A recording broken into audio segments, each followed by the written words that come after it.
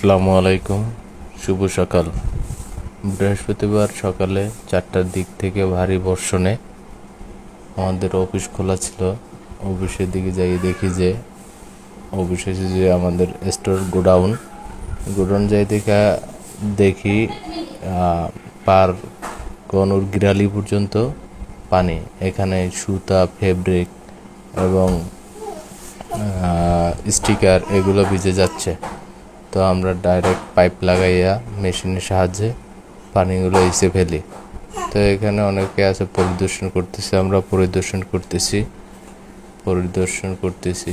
তো এখানে রাসেল ভাই নামক একটা লোক আছে, সেও ঘুরতেছে, পরিদর্শন করতেছে। সে ফেব্রিকটা না উঠাইয়া ভিডিও করতেছে আগে। তারা অনেকক্ষণ তার সাথে মজা করলাম। পরে 4 নম্বর গল্লি থেকে আমরা 3 নম্বর গল্লিতে আসলাম। 3 নম্বর গলিতে এসে দেখি এখানেও সেম পায়ের গিরালি পর্যন্ত পানি, শিপমেন্টের কার্টুনগুলো ভিজে যাচ্ছে। তো এগুলো দেখে আমরা ফিনিশিংয়ে কল দিই। কারণ শিপমেন্টের কার্টুন ওরাই দেখাশোনা করে। ফিনিশিংয়ের লোকজন এসে ওরা সাথে সাথে পদক্ষেপ নেয় এবং ওরা কার্টুনগুলো একে একে উপরে রেখে তুলে, যাতে কার্টুনের যেন ক্ষতি না হয়। বেশি হয় নাই, 10-12টা কার্টুন চেঞ্জ করে দিবে আর প্যাকগুলো পলিগুলো চেঞ্জ করে দেবে, ইনশাল্লাহ ঠিক হয়ে যাবে। তারপর আমাদের এই ফেব্রিকগুলো ভিজে যাচ্ছে, ফেব্রিকের জন্য আমাদের লোডারগুলো ডাক দিলাম। এদেরকেও লাগাই দিলাম শিপমেন্টের কার্টুনে।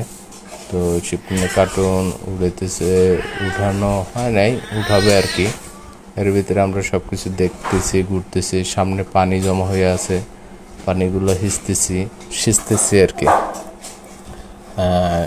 দিয়া ওটাকে কি বলে, যেটা দিয়ে ময়লা টয়লা উঠায় হাতের সাহায্যে, এটাকে কি বলে জানো? যাই হোক, ওটা দিয়ে বালতিতে পানি আমরা ঢালি, তারপর বালতির পানিটা বাইরে ফেলাই দিই।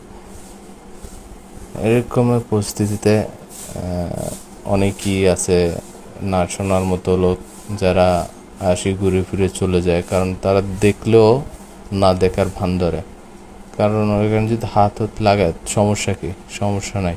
কোম্পানির বেতন নিতেছে, ফ্যাক্টরি থেকে বেতন নিতেছে, ফ্যাক্টরির কাজ করবে। তো তারা ফ্যাক্টরির কাজ করবে না, তারা নবাবজাদা ফ্যাক্টরিতে আসে পকেটে হাত দিয়ে ঘুরবে, এগুলো হয় নাকি? তো অধিকাংশ লোকই আছে যে এই কোয়ালিটির লোক, যাদের দ্বারা কোম্পানির ক্ষতি হয়, লাভ খুব কম হয়। তারপরও বড় বড় ফ্যাক্টরির বড় বড় কর্মকর্তারা ওদেরকে রেখে দিছে, কোনো কিছু বলে না, ক্ষমতার দাপট দেখায়।